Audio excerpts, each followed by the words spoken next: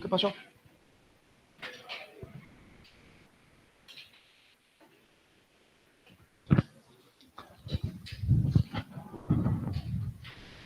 No se vayan muy atrás, así no tengo que gritar tanto. Igual no es que grite, pero así les puedo hablar más despacito. Bueno, ¿qué pasó hoy que vinieron tantos? Me encanta, pero... ¿O qué había pasado ayer? Ayer. No sé qué. Claro, bajo. Bueno. Bueno, vine con todo, tengo mi agua, las pastillas que me regalaron ayer, el pañuelo que me regalaron ayer. Así que espero aguantar. Estoy igual que ayer, no estoy peor, tomando algunas cosas más extrañas como corticoides, para ver si aguanto. Después de hoy ya descanso 3 días y el lunes vengo así a lo loco, a gritar como un animal. Bueno, vieron que les mandé un anuncio de todo lo que viene de ahora en adelante. Cuando hice eso me di cuenta que yo me creo que soy la única cátedra de la facultad, que no están cursando nada. Pero bueno, todo, aunque parezca un abuso, todo lo que estamos intentando hacer es para que aprendan mejor y aprueben mejor. Bueno, hoy empezamos tema nuevo. Es el último tema de esta unidad. Y tanto hoy como el lunes y el martes vamos a ver prescripción.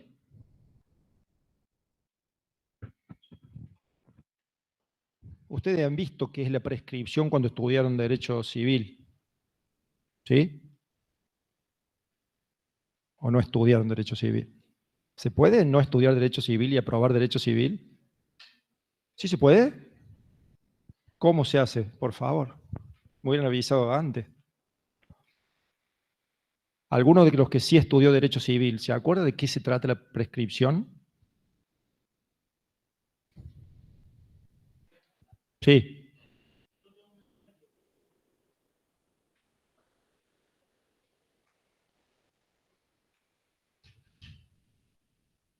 Sí. Está bien. Igual la distinción fina entre prescripción y caducidad es bastante teórica y es una cosa, se distingue por detalles. Así, en concepto grueso, no hay tanta diferencia entre una cosa y la otra. ¿Y se acuerda para qué veían prescripción del derecho civil?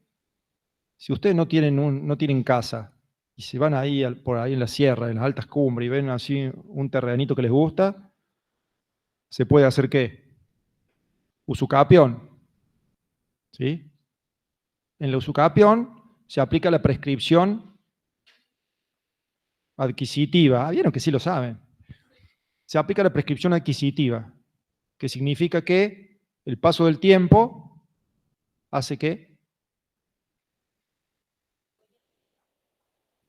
se adquiere un derecho, el que ocupa ese inmueble, por el paso del tiempo, bajo ciertos requisitos, puede adquirir un bien o un derecho sobre un bien. Esa es la prescripción adquisitiva. Esa no nos sirve acá en impuesto. La que vamos a ver nosotros es la otra, que se llamaba prescripción liberatoria. Entonces, la prescripción liberatoria también requiere paso del tiempo, pero el resultado no es ganar un derecho o una propiedad o un bien, sino es no tener, el paso del tiempo genera que el deudor ya no tiene la obligación de pagar. Ya, así no lo anoten, tachen eso. Es mucho mejor de esta forma. El paso del tiempo le quita al acreedor las facultades de cobrar. Porque la obligación en realidad nunca desaparece. Entonces, la prescripción que nos sirve en materia tributaria es la prescripción liberatoria, en la cual necesitamos que haya transcurso del tiempo, necesitamos que el acreedor no accione, se duerma, no accione para cobrar, porque estamos hablando de algo que me tienen que cobrar, y además se requiere una prescripción legal, o sea, que esté previsto legalmente que esa obligación o ese derecho del acreedor o esa acción del acreedor, resalten esa porque esa es la palabra, todo lo otro está mal, esa acción del acreedor la va a perder. Eso lo tiene que decir una ley. O sea, requiero que pase el tiempo, que el acreedor no haga nada y que una ley lo tenga previsto a esto de la prescripción. En materia tributaria, la 11683 lo prevé, ¿sí?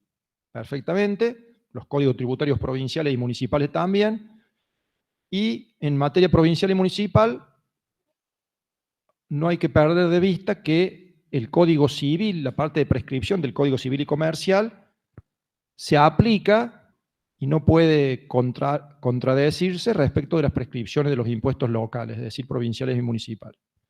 Nosotros ahora, como casi toda esta materia, vamos a ver nacional, impuestos nacionales, prescripción de impuestos nacionales que están en la 11683. ¿Sí? Bien, entonces, bajo esos requisitos tengo una ley, sí la tengo, la ley 11683, a partir del artículo 56, de ahí en adelante.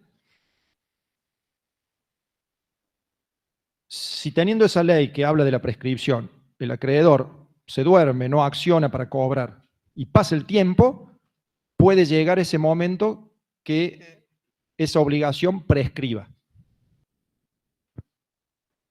Esa obligación tributaria puede prescribir. ¿Sí? Cuando prescribe, ya no me la pueden cobrar por la fuerza. El acreedor ya no puede hacer nada para cobrar. Esa es la consecuencia de la prescripción. No es que desaparece la obligación, por eso no es una forma de extinción de la obligación tributaria la prescripción. Eso no es, porque no se extingue la obligación tributaria. La obligación tributaria sigue viva. Solo que mientras no prescribió, es un tigre de Bengala. Cuando la obligación tributaria ya está prescripta, es un gatito siamés. Sigue estando ahí el felino, pero ahora es inofensivo. ¿Sí? La obligación la sigo teniendo de pagar ese impuesto, pero ahora el acreedor no me lo puede cobrar. Pero sigue existiendo, sigo teniendo el felino presente, la obligación sigue estando. Eso estaba expresamente dicho en el artículo 515 del Código Civil, cuando era Código Civil solito. ¿Sí? Hoy, en el Código Civil y Comercial de la Nación, no está dicho expresamente, pero sí se deduce del mismo. En el antiguo 515 del Código Civil, esto se denominaba, esto de que la obligación sigue existiendo, el Código Civil decía, ahora la obligación, una vez que prescribió, no es una obligación común y corriente, como las habituales, sino que es solo una obligación natural. Si quieren saber sobre obligación natural, lean el 515 del Código Civil antes de que se juntara con el comercial, cuando vivía solo. Entonces, ¿qué significa esto de la obligación natural? La obligación existe, pero el acreedor no puede hacer nada para cobrarla. ¿Qué consecuencia tiene esto? Es muy importante que esto lo entiendan, porque si la obligación se hubiera extinguido, hubiera desaparecido, y ustedes pagan algo prescripto, reitero, estoy hablando en un supuesto. Si la obligación, digamos, si la normativa previera que cuando una obligación prescribe, la obligación desaparecería, se extinguiera, que eso no pasa, ¿sí? Estoy hablando en supuesto. Si eso fuera de esa manera, y yo después, una vez que prescribió la obligación, le fuera a pagar, como estoy pagando algo que no existe, que no debo, después podría pedirle yo al Estado que me devuelva la plata porque pagué algo, hice un pago sin causa. ¿Sí? No debía impuesto, pagué un impuesto que no debía. Pero eso no es así. Justamente que esta obligación tributaria que prescribe subsista la obligación como obligación natural, significa que como la obligación sigue viva, no como tigre, pero sí como gatito, si yo voy y la pago, está bien pagada. Y de ninguna manera me la tienen que devolver. No puedo pedir repetición, no puedo decir nada. La pagué, genial, quedó cancelado. Bien cancelado. O sea que la obligación tributaria nunca desaparece por el paso del tiempo. Sí prescribe. Cuando prescribe, y esto lo voy a decir muchas veces para que les quede claro, lo que sucede es que el acreedor ya no me puede cobrar, no tiene armas, le quitaron todas las armas para cobrar, pero yo lo sigo debiendo. Con lo cual, si yo lo pago confundido, sin saber, porque tengo ganas, no importa. Si voy y lo pago, está bien pagado. Y no se puede repetir. No hay causa para pedir repetición del pago de un impuesto prescripto. ¿Sí? Y si fuera un examen oral al final, y le hacemos esa pregunta, ustedes me dicen, sí, ¿qué hago si pago un impuesto prescripto? Y pido repetición. Si van a su casa, vuelvan el turno siguiente. Porque es un error grueso, básico. La primera parte de esta charla, vamos a ver 3 clases de esto, y en el arranque le estoy diciendo, para que haya prescripción, el acreedor pierde la facultad para cobrar, pero la obligación sigue existiendo. Si ustedes me dicen que cuando yo pago algo prescripto, después lo puedo repetir, no entendieron nada. ¿Está bien?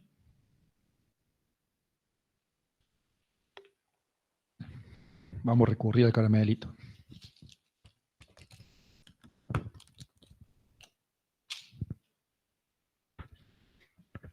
Bueno, entonces de eso vamos a hablar.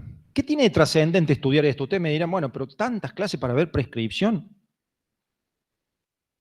Nunca la AFIP les va a mandar un requerimiento, les va a hacer una determinación, algo donde la AFIP mencione la prescripción. Nunca la AFIP les va a sacar el tema prescripción. La prescripción es algo que ustedes tienen que conocerlo y manejarlo, y lo van a tener que usar ustedes por propia iniciativa para evitar pagar un impuesto prescripto. O sea que nadie en la profesión nunca va a venir un cliente, va a venir un inspector, va a venir un juez administrativo y nunca les van a decir, che, Guerrero, fíjate, revísame esto a ver si está prescripto. No.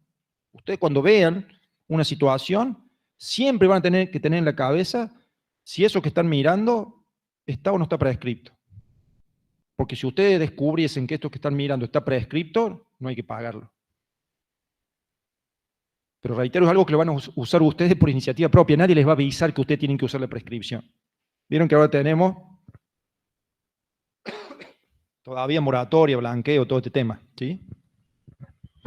Bueno, en la moratoria me dejan pagar todo lo que yo quiera, bueno, todo lo que yo quiera no, hay cosas que no se puede, pero muchas obligaciones viejas, que tienen muchos intereses, con reducción de intereses, me dan un montón de cuotas, es buenísimo. ¿Qué hacen muchos colegas? Entran al sistema de cuentas tributarias, que es la cuenta corriente del contribuyente con la AFIP, o sea, lo que el contribuyente le debe a la AFIP en todos los impuestos. Entran a cuentas tributarias y todo lo que están debiendo lo incluyen en un plan de mi facilidades de la moratoria y lo regularizan. Así dice, ahora ya no debemos nada. Está bien. Pero hay que saber algunas cosas, porque si yo de todo eso que estoy poniendo en la moratoria incluyo cosas prescriptas y las pago, y me doy cuenta después que las pagué, a llorar al campito. No tengo ninguna solución. Lo pagué y me jodo. ¿Sí? Entonces, un buen momento para conocer la prescripción y revisarla es ahora. Es decir, che, antes de meter todo lo que debe el contribuyente en la moratoria, veamos si algo de esto que debe prescribió. Porque si prescribió, no me lo pueden cobrar por la fuerza, o sea, AFIP no puede hacer nada para cobrar, ¿para qué lo voy a pagar? Salvo que tenga una conciencia moral muy alta y diga, bueno, al país le viene bien que yo pague estos impuestos, los voy a pagar igual por más que estén prescriptos, porque así a mi ley le va mejor y al país le va mejor. Que no necesariamente una cosa va de mano en la otra. Entonces, lo que quiero que se acuerden y que tengan presente es que en la materia le vamos a sacar nosotros el tema. Es buenísima la prescripción para hacer preguntas porque hay fechas, hay plazos. Entonces, le vamos a preguntar en los parciales, le vamos a preguntar en los finales. Pero en la profesión, el tema prescripción, nadie se le va a sacar el tema. Si ustedes saben muy bien prescripción y nunca se dan cuenta de que algo prescribió, o nunca analizan si algo prescribió o no, no lo van a usar nunca más. Se van a jubilar de contadores y nunca van a haber contado una prescripción. Nadie les va a avisar. Ustedes tienen que estar atentos a las cosas más viejas, fijarse si están prescriptas o no. ¿Está bien? ¿Preguntas? Profe, Sí. disculpe, entonces seguiría siendo exigible de cierta forma, pero con opción de pagarse o no. ¿Cómo? Repetime. Si se la considera exigible, pero con opción de pago o no. No me gusta así como lo estás contando. A ver si te lo puedo decir mejor yo, para que lo entienda. Hay una obligación tributaria, ya lo vimos eso. Obligación tributaria, sujeto activo, el que tiene que cobrar, la AFIP, sujeto pasivo, el contribuyente, el responsable. Entonces, un deudor y un acreedor. El acreedor es la AFIP, el deudor el contribuyente. Hay una obligación. Siempre que hay una obligación de cualquier tipo, para que eso tenga sentido, si el deudor no paga, el acreedor tiene cosas para hacer para obligarlo a que pague. Hablando Sí, de cualquier obligación, una obligación comercial, una obligación, si el seguro no me quiere pagar el arreglo del auto, si el inquilino no paga el alquiler, hablando de cualquier obligación.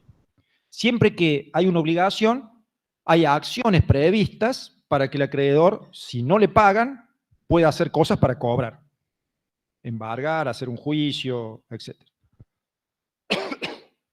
En materia tributaria es exactamente igual. En la 11.683, si el contribuyente no paga, y ya la deuda ya está determinada en una declaración jurada, la AFIP, ¿qué tiene que hacer? Una ejecución fiscal y cobrar, que es un juicio que está previsto. Cuando una deuda ya prescribió, una obligación tributaria ya prescribió, lo que la AFIP no puede es hacerme la ejecución fiscal para cobrar. Entonces, si yo no lo pago y la AFIP no me puede hacer pagarlo por la fuerza, que es haciendo un juicio de ejecución fiscal, nadie lo paga. Imagínense que ustedes son inquilinos y si ustedes no pagan el alquiler, no les pueden hacer nada. Ni sacarlos del lugar, ni hacer un juicio para cobrar. No pagan y se quedan toda la vida hasta que se mueran. Entonces, eso genera la prescripción. Esa obligación, que normalmente la obligación tributaria, si el contribuyente no paga, la AFIP me inicia una ejecución fiscal para cobrar y me cobra por la fuerza, me embargan las cuentas, me embargan la casa, me embargan el auto. Esa obligación, una vez que prescribe, la AFIP se queda sin esas armas, que son las armas de iniciar ejecución, de embargar, etc. Eso es lo que pierde cuando prescribió la deuda tributaria. Entonces, como ya no me puede cobrar por la fuerza, la obligación sigue existiendo. Entonces, si yo no la pago, AFIP no cobra nunca. Si yo no la pago voluntariamente. Pero si en algún momento la pago, está muy bien. Está cancelado correctamente y no me tienen que devolver nada. Ahora sí, no veo cómo se sí, llamaba profe. el que preguntó. Gracias. Sí. Sí. Ya vamos a ver qué pasa, pero si AFIP, antes de que prescriba, inicia el juicio de ejecución fiscal, la prescripción, esa que estaba por prescribir, ya no prescribe ahí, va a prescribir mucho más adelante. Llegar a hacer esa acción de cobro genera que la prescripción se alarga mucho más. Ya vamos a ver cómo se llama eso y cómo se cuenta.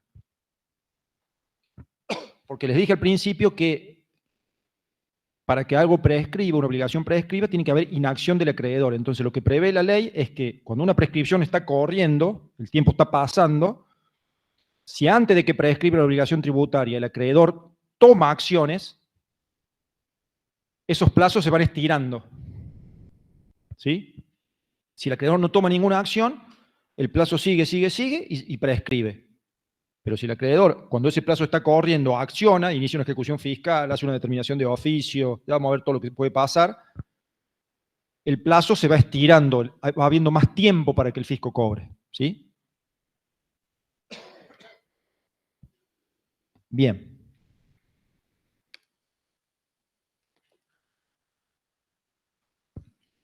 Si entendemos esto, arrancamos con la ley. El plazo de prescripción, ¿qué dice la norma? La regla, 5 años.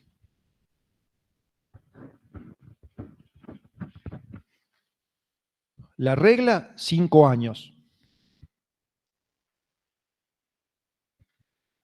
Tienen prescripción de 5 años. Y voy despacio. Contribuyentes inscriptos. Ya vamos a ver cuándo un contribuyente es inscripto. Contribuyentes no inscriptos pero que no están obligados a inscribirse. ¿Sí? Reitero, tienen 5 años de prescripción, contribuyentes inscriptos, contribuyentes no inscriptos, pero sin obligación de inscribirse. Tercero, contribuyentes no inscriptos que se inscriben espontáneamente. O sea que sí tienen la obligación de inscribirse y regularizan su situación espontáneamente. No importa que ahora no entiendan porque vamos a hablar de todo esto. Y también tienen 5 años de prescripción, las prescripciones que son al revés, son en contra del contribuyente. Prescripción para pedir repetición de impuestos, o sea que me devuelvan un impuesto, es 5 años. Repetición o devolución es 5. También tiene 5 años la prescripción para que AFIP cobre retenciones y percepciones. Porque para que alguien deba retenciones o percepciones, tiene que ser agente de retención o de percepción y obviamente un agente de retención o percepción está inscripto. Entonces ya la ley dice que la AFIP siempre para cobrar retención y percepciones tiene prescripción de 5 años. Y si no soy ninguna de todas estas situaciones, hay prescripción de 10 años para los contribuyentes no inscriptos si no entré dentro de ninguna de las excepciones que le nombré hace un ratito. O sea, el contribuyente no inscripto tiene prescripción de 10 años, salvo que sea no inscripto, que no está obligado a inscribirse, o salvo que sea un no inscripto que regularice espontáneamente. Anótenlo nomás, ya lo vamos a explicar a todos.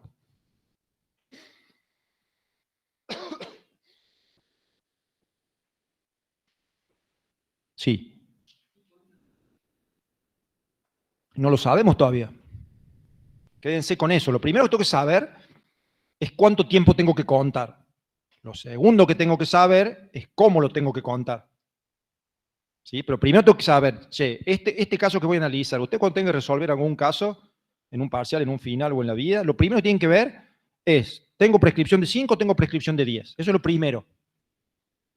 Es el primer paso lógico de razonamiento que tienen que usar. ¿Cuántos años tengo que contar? Primero tienen que definir eso. Una vez que definen eso, que eso no es tan fácil como parece, cuentan el plazo. ¿Sí? Pero primero definen si es 5 o es 10. Vamos a ver unas cuestiones ahora que tienen que ver con esto de ver si el plazo es 5 o el plazo es 10, que va más allá de lo que les acabo de contar.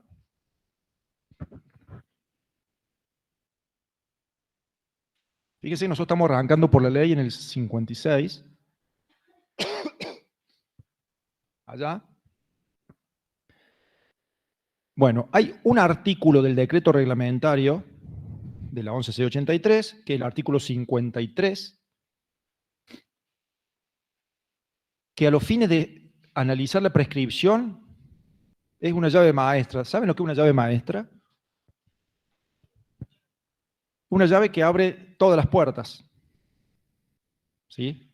Obviamente que para que haya una llave maestra no es algo mágico, sino que el fabricante de esa cerradura hizo una llave tal que las abre a todas.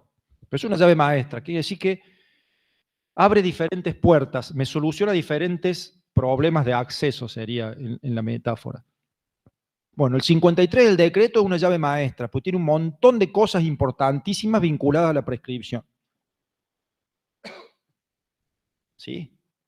Siempre tengan presente el 53 del decreto. Generalmente, lo que ustedes necesitan lo van a encontrar ahí. O por lo menos tienen que pasar por el filtro del 53 del decreto. Tienen que tenerlo presente. Una de las cosas que dice el 53 del decreto, vamos a ver varias, es que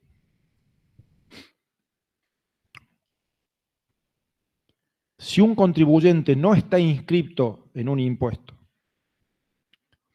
pero presenta una declaración jurada en ese impuesto, tiene efectos equivalentes a inscribirse. O sea, presentar una declaración jurada en un impuesto tiene efectos en la prescripción equivalentes a haberse dado de alta en el impuesto. Y ahora me doy cuenta que me estoy olvidando de explicar una cosa para que esto se entienda.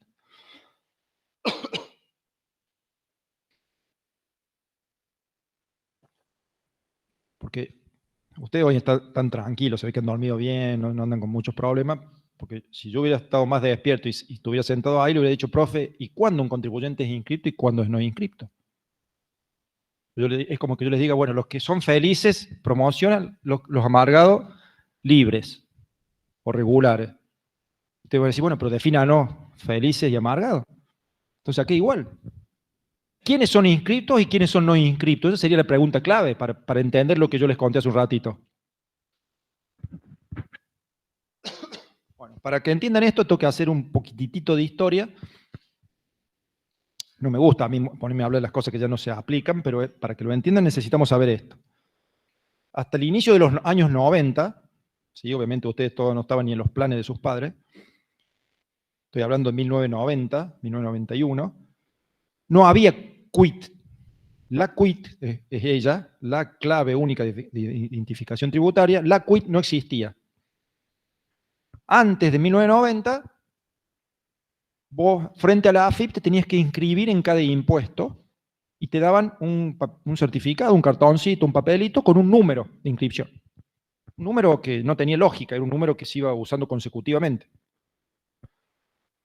Entonces, los contribuyentes de las empresas tenían un número de inscripción en IVA, un número de inscripción en ganancias, un número de inscripción en impuestos a los activos en ese momento.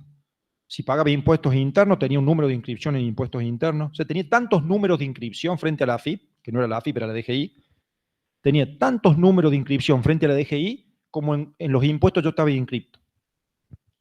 Entonces, y esta ley dice esto hace muchísimo tiempo. Entonces era bien simple.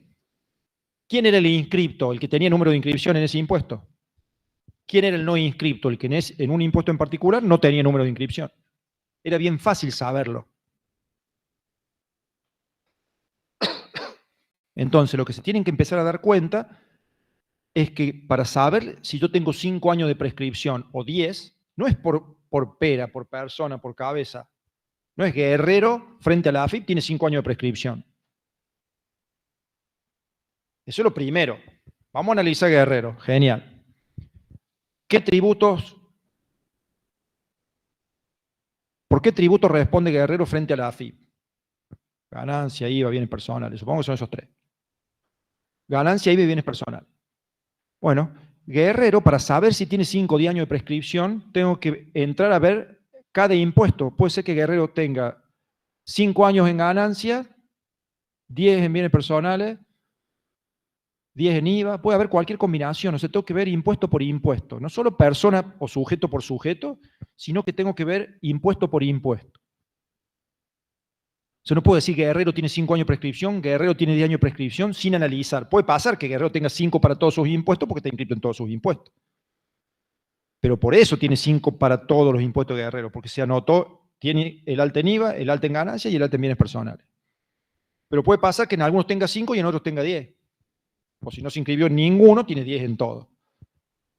Pero la situación se analiza primero por sujeto, dentro de cada sujeto, impuesto por impuesto, y dentro de cada impuesto, periodo fiscal por periodo fiscal.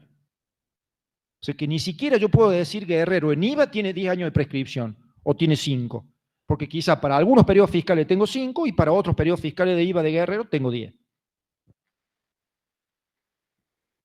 ¿Entienden esto? Esto es bien básico, pero si esto no lo entienden van a hacer unos líos terribles. Entonces funciona así. Y si quieren que se las complique más, si ya sé que soy Guerrero, sé de qué impuesto estoy viendo y sé para qué periodo fiscal estoy analizando, una vez que sé eso, tengo que ver si me refiero al impuesto, al capital del impuesto, a los intereses o a alguna sanción vinculada a ese impuesto de Guerrero, o Guerrero quiere pedir repetición de ese impuesto. Porque ahí puede cambiar la respuesta también. Puede ser que Guerrero para el periodo 2015 de ganancia tenga una prescripción para que AFIP le cobre ganancia 2015, pero hay otra prescripción distinta para que Guerrero pida repetición de ganancia del 2015. O sea que si yo quisiera hacer un daño, una maldad muy grande, le diría, ustedes llegan al estudio a trabajar y le digo, miren, la primera tarea que tengo este contribuyente, fiscal 3 SA, necesito que me diga qué prescripción tiene. No les va a alcanzar la vida. Porque tienen que ponerse a ver impuesto por impuesto, periodo por periodo y concepto por concepto. Y revisar por lo menos 10 o 12 años para atrás. Imagínense en el IVA. Y si se quieren deprimir más, por cada uno de esos, puede ser que la prescripción se haya suspendido o interrumpido y el cálculo cambie. O sea que el plazo se estira. No es la cuenta original, sino que el plazo se agranda. Bueno, la misión de esto no es que se bajoneen ni se depriman, sino que entiendan cómo funciona. ¿Sí? De ninguna manera es por sujeto la prescripción, 510, tampoco es por el impuesto, cada impuesto de ese sujeto, porque puede ser que Ganancia Guerrero tenga algunos periodos que tuvo no inscripto, tenga prescripción de 10 y después se inscribió y los que siguen tienen prescripción de 5. Y después tengo que ver si estoy hablando del impuesto, del interés, de una sanción, de una repetición. Cada uno de esos que les acabo de mencionar, hay que hacer una cuenta, es decir, tiene tantos años, la prescripción inicia tal día, termina tal día, y a lo mejor en el medio se estiró por una suspensión o una interrupción. No importa que ahora entiendan tanto, porque vamos a ir viendo todo, pero para que les quede esa idea, ¿sí? Hay que bajar el caso al mínimo, ¿sí? A un impuesto de un periodo fiscal de un contribuyente, eso analizamos. Vamos a analizar la prescripción de Guerrero, bienes personales, periodo 2018. Genial, contemos. Entonces, para la prescripción de bienes personales 2018 de Guerrero, primero tiene 5, tiene 10. Y después vemos cómo se cuenta. ¿Está bien? ¿Alguien no entendió eso? Sácame un rato la ley porque que esté el 56 ahí, no importa. Voy a minimizarla por las dudas, así les veo un poco las caras. Veo quién habla. ¿Entendieron eso o no? Sí, profe. Bueno, yo con uno ya lo declaro vocero. Si uno dice que entendió, entendieron todo. Buenísimo, entonces les decía, una de las cosas importantes que tiene el 53 del decreto, que tiene muchas cosas importantes, es que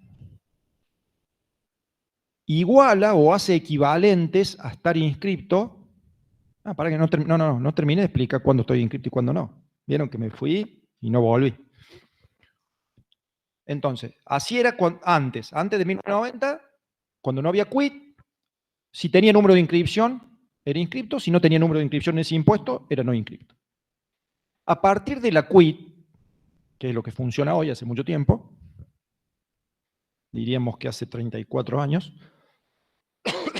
a partir de la quit, los contribuyentes no tienen muchos números, no tienen un número para cada impuesto, tienen un número que los identifica frente al fisco, que es la quit, y después, para inscribirse en cada impuesto, tienen que darse de alta en el impuesto. Es un trámite que se llama darme de alta en el IVA, darme de alta en ganancias, darme de alta en bienes personales, etc. Entonces, hoy, para ser inscripto a los fines de la prescripción, necesito, obviamente, tener quit y también darme de alta en el impuesto en el cual estemos analizando. Tengo que tener el alta en el impuesto. Esto si usted agarra una constancia de inscripción, ¿vieron cuando en la página de la AFIP no hace falta tener clave, nada, quiero saber algún cliente, algún proveedor, sacar la constancia, pongo el quit y aparece qué impuesto está inscrito y desde cuándo. Mes y año desde cuándo está inscrito. Bueno, entonces ahí ya sé.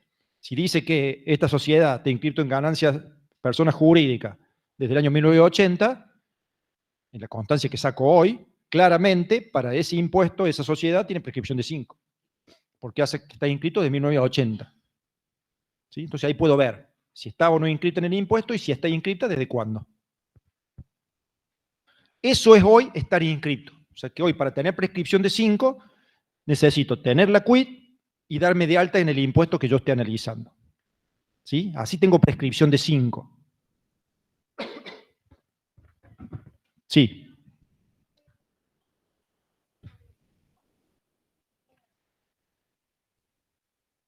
Estoy pensando. En principio no. Salvo si sos monotributista, digamos, AFIP podría eventualmente, si descubre un contribuyente que tiene un galpón, vende gaseosas, cerveza, y no está inscrito en ningún lado, o sea, todo en negro. Vienen camiones clandestinos, viene gente, le da la plata en efectivo y se va. Si AFIP descubriera eso, podría de oficio darlo de alta en los impuestos. Pero no es lo normal. Lo normal es que el contribuyente saca la quit y él se da de alta. Lo que sí pasa más seguido es que los monotributistas, cuando la AFIP los excluye del monotributo porque se pasaron en algún parámetro, la AFIP los da de alta en el régimen general. Entonces, cuando los da de alta en el régimen general, la AFIP los da de alta en IVA, en ganancias y en autónomo. Ahí sí AFIP me da de alta. Cuando me sacan del monotributo me excluyen porque me excedí en algún parámetro. Sí, es diferente que a nivel provincial, que sí está previsto la... Sí, acá me dice el profe que a nivel provincial sí está previsto y funciona mucho más aceitadamente la inscripción de oficio.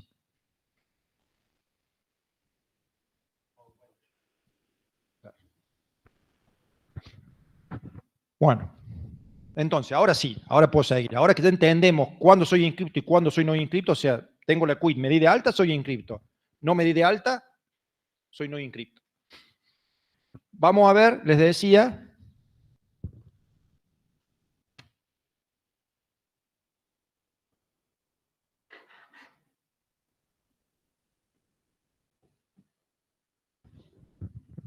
vamos a ver la primera cosa importante que tiene el 53 del decreto.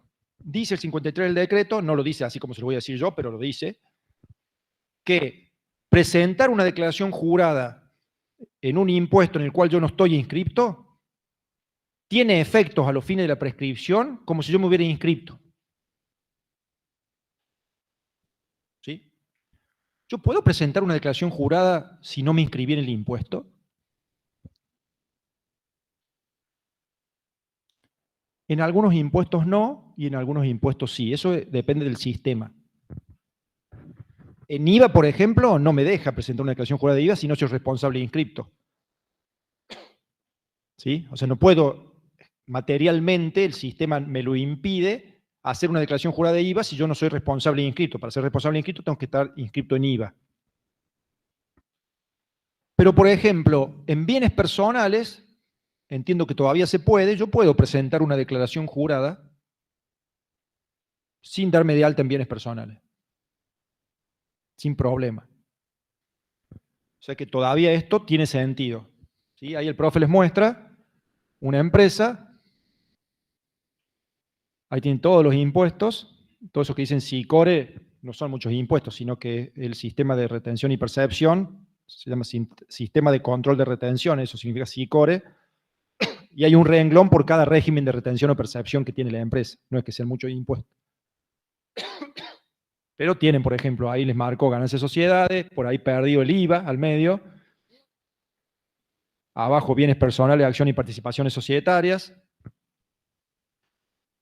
Entonces ahí veo qué impuestos tengo dado de alta y allá la fecha a la derecha. Gracias, Diego. Entonces, si yo ahí no tengo bienes personales, ¿sí? Entro ahí, soy una persona física, entro ahí y ahí no está bienes personales. Y presento hoy, supongamos que Guerrero hoy no está inscrito en bienes personales, dice, bueno, la verdad que el año pasado gané mucha plata y ya tengo bienes que superan el monto no imponible en el impuesto, entonces tengo que empezar a pagar bienes personales. Si ahora presento ganancias, bienes personales, periodo 2023, hoy, sin darme de alta, el sistema me deja. Se presenta, queda presentado. Si yo hago eso hoy, si hoy presento sin darme de alta en bienes personales, la declaración jurada 2023, ya se venció, se vencieron por ahí el 20 de septiembre.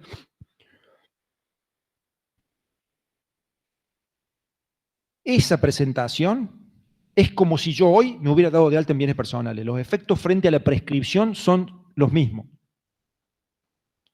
Entonces, fíjense lo interesante, y ahora empiezo a mezclar los conceptos que les vine mencionando. Supongamos que yo sí tenía bienes los años anteriores para pagar bienes personales, pero me hice el sonso, ¿sí? Me hice el sota para no pagar, entonces no me di de alta, no presenté. Y ahora dije, bueno, esto ya no da para más, voy a presentar una. Esta presentación de la declaración jurada de bienes personales, sin que AFIP me haya descubierto, ni mandado, ni inspeccionado, ni nada, que hago hoy, sería el contribuyente no inscripto que regularice espontáneamente. En vez de darme de alta, que sería regularizar la inscripción espontáneamente, es presente la DJ, que según el 53 del decreto es equivalente a los fines de la prescripción. Entonces, si yo hoy presento bienes personales 2023, para los periodos posteriores a hoy tengo prescripción de 5 años en bienes personales, pero para los anteriores, en los cuales fui no inscripto y debería haberme inscripto, para 2022, 2021, 2020, para todos los anteriores también tengo prescripción de 5. Porque entré en la enumeración que les hice al principio, que era inscriptos, no inscriptos que no estaban obligados, y el tercero, que ahí es donde encajó mi situación, es un no inscripto que regulariza su situación espontáneamente. Entonces yo voy a presentar una para todos los periodos fiscales, tanto posteriores a hoy como anteriores a hoy, me gano la prescripción de 5. ¿Y por qué el legislador puso eso en la ley? ¿Le ven algún sentido? ¿Qué logra esa disposición de la ley?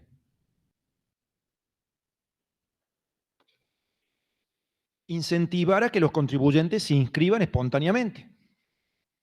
Porque si a mí la ley dijese, Guerrero, si usted hace 20 años que tendría que haber pagado bienes personales, nunca pagó, es un no inscripto. Si hoy se inscribe, esto no dice la ley, esto estoy haciendo un supuesto, si hoy se inscribe tiene prescripción de 5 para los que hay hacia el futuro, pero los del pasado quedan con prescripción de 10, ¿qué haría yo? Aguantaría lo más que puedo sin estar inscripto para que me vayan prescribiendo los periodos más viejos, aguanto hasta que me descubran. Y cuando me descubren me inscribo. En cambio así es muy tentador, porque si yo sé que hace 20 años que tenía que pagar bienes personales y no me inscribí, y hoy presento, respondo con prescripción de 5 para atrás. No, o sea, respondo por 5 periodos fiscales y no por 10 periodos fiscales. Está hecho, es muy inteligente la disposición para que haya un incentivo a que el contribuyente se inscriba espontáneamente. No da lo mismo. Si diera lo mismo, los contribuyentes no se inscribirían y esperarían a que los descubran. ¿Sí? Algo que no les dije, ¿cuál es el sentido de aplicarle prescripción de 10 a los que son no inscriptos? ¿Qué les parece? Me muero por tomar un mate de eso, pero saben cómo caen todos enfermos. El lunes no viene nadie. Si me llego a tomar un mate de eso. ¿Cuál es el sentido de decir al no inscripto el doble de tiempo para cobrarle?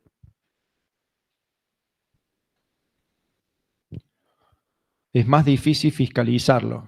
Sí. Para que AFIP tenga más tiempo, sí, para hacer ejecución fiscal. Como castigo. Sí, no es castigo directo, pero sí funciona como una consecuencia negativa ante esa situación. Yo siempre les explico con esta metáfora. ¿Alguno ha sido pescador o ha pescado algo en su vida, aunque sea aparte de refrío, que ese sería mi caso? Aunque sea unas mojarras, un pejerrey, una carpa, una trucha, un dorado, un surubí, no sé, un pez espada. ¿Alguna vez pescaron algo? Ustedes son la generación que cuide el ambiente, pero que si se viene una catástrofe mundial no saben pescar. Tienen las dos ventajas, una ventaja y una desventaja.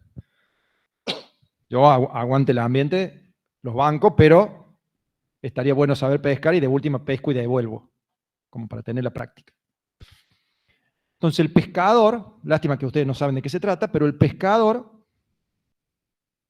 normalmente va a pescar a lugares donde hay mucha agua, ya sea un río grande. Si ustedes van al sur, la gente que va a pescar truchas al sur o surubí, trucha o salmón al sur, son esos ríos, por el río Limay, esos ríos gigantes de agua helada, y bueno, y tiran ahí, son unas personas que son casi monjes budistas, porque tienen una paciencia, hacen como un latigazo así, con un señuelito de mentira.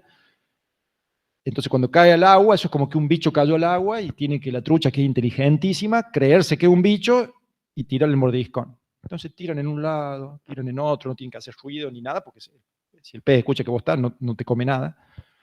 Y están horas así, por ahí se engancha una trucha y si es muy viva, cuando la querés sacar, se desengancha y se va. Pero, si en vez de pescar en un río así gigante, que a lo mejor hay muchas truchas, a lo mejor las truchas me vieron y se van, y a 100 metros a la redonda no tengo un pez ni cerca, agarro una pileta de natación, aunque sea grande, aunque sea como esta sala, una pileta de natación, y me tiran 10 truchas adentro, me dicen pesca. ¿Es más fácil eso o más difícil que en el río? Mucho más fácil. Yo ya sé que tengo 10 y no se me pone a ningún lado. O sea que de última es una cuestión de cansancio. Si yo me banco la espera, en algún momento van a tener hambre. Entonces es más fácil pescar en una pileta, en una piscina, una pecera.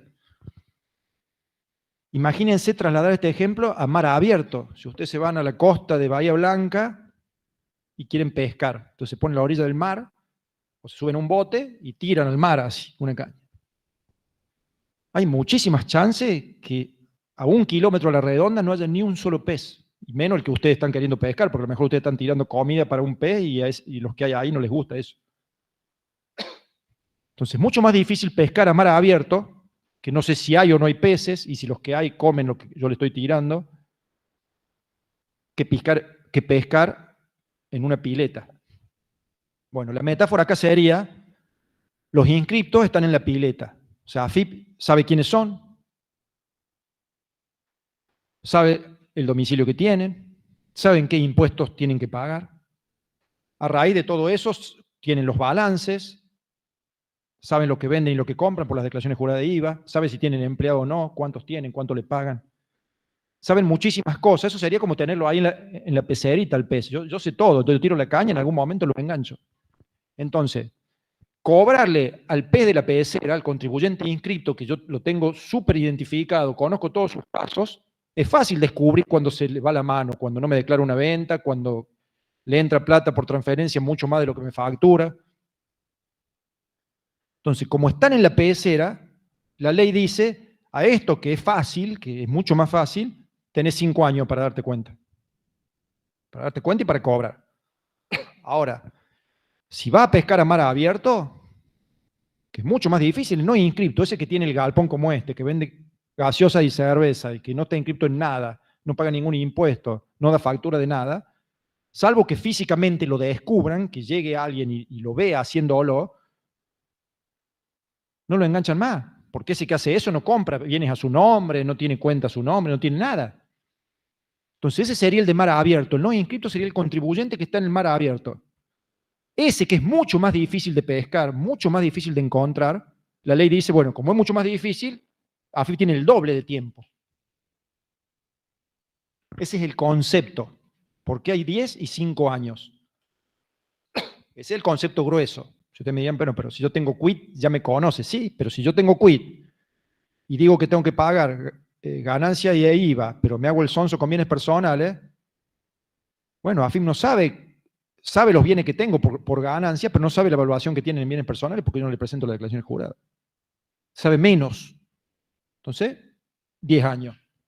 Sabe más, es más fácil controlarlo, es más fácil descubrirlo, 5 años. Ese es el sentido de los 5 y de los 10.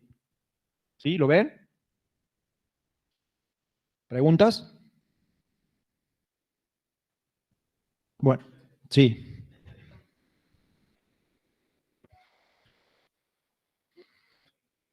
No le pone muchas ganas. Si no se entregan solos, AFIP no le pone muchas ganas a esto. Imagínense que en una época, muchos años, funcionaba la salada así. La salada de Buenos Aires era así. A lo mejor no eran totalmente no inscriptos. Creo que al principio sí, eran nada. Pero después era un monotributito de 2 mangos y vendían toneladas de ropa. Y todo el mundo sabía de la salada, de la AFIP también. Y bueno, pero no le ponen ganas. AFIP es un pescador vago. ¿Sí? Un pescador vago y que quiere llegar con algún pescadito a su casa para que le digan, ¿qué estuviste haciendo? No, pesqué. Entonces, pesca en la pileta, pesca en la pecera. Entonces, controla y cruza los datos, todos los inscriptos. Ahora, el no inscripto no le pone mucha energía en descubrirlo. Que ahí está la plata grande. Porque ahí se dejó de pagar todo, no un poco, el 100%. Y a veces ese 100% puede ser fortuna. Obviamente que el avance tecnológico de los pagos digitales, de toda la información que la AFIP tiene, le cierra los caminos a este tipo de cosas y en algún momento, por algún lado, los termina de... Porque en algún momento la plata que ganan la tienen que usar. O ya los proveedores que le compraban gaseosa sin factura ya no le venden sin factura.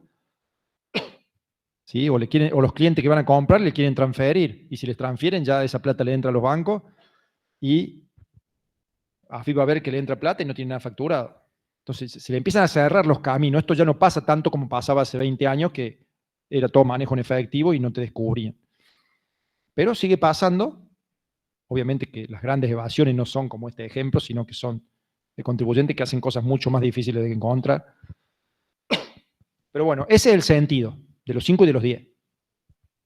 Entonces, con ese sentido, el 53 del decreto dice, che, no seamos tan estrictos. Si el requisito para tener 5 años es darse de alta, si este no se dio de alta, pero me presentó la DJ, es mejor todavía eso. O no solo sé que tiene que pagar bienes personales, sino que sé qué bienes tiene y cuánto valen. ¿Cómo le voy a dar prescripción de 10 a este? No, eso es equivalente, tiene prescripción de 5. Entonces, conclusión, presentar una DJ tiene efectos equivalentes frente a la prescripción como darse de alta en el impuesto. ¿Sí?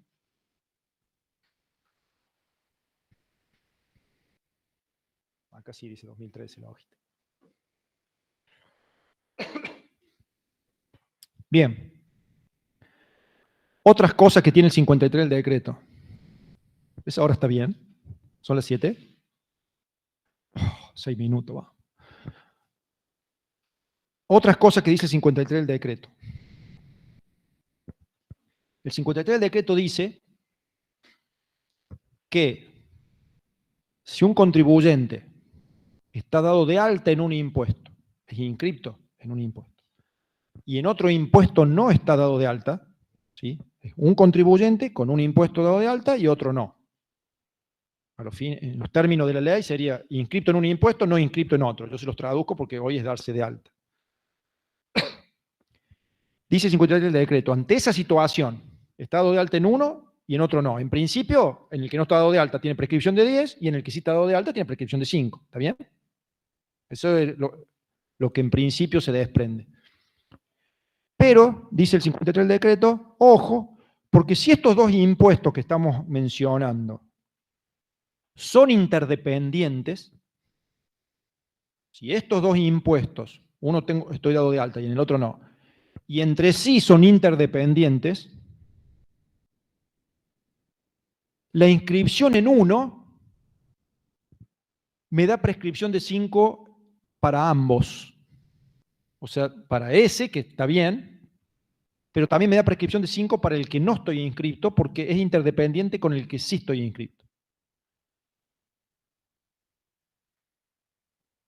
Es como soy amigo del que promociono, promocioné.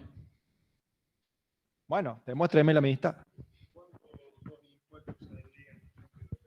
Esa es la pregunta. Él dice cuándo dos impuestos son interdependientes. Bueno, busquen el 53, tendría que estar la definición. No está. No busquen porque no está.